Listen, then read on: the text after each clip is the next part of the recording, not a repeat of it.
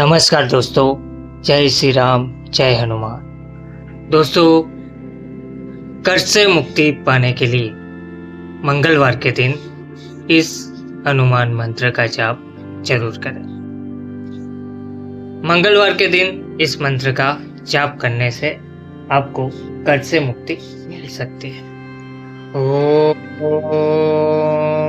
ऋणमोचन हनुमते नमः।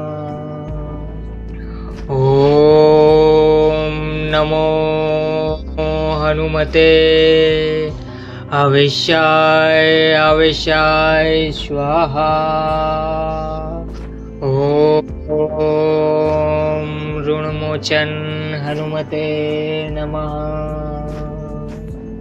ओम नमो हनुमते आवेशाय आवेशाय स्वाहा।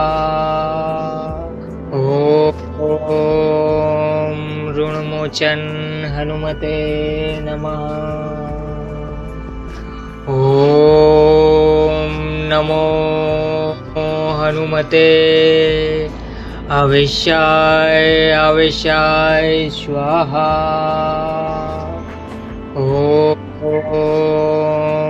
ऋणमोचन हनुमते नमः।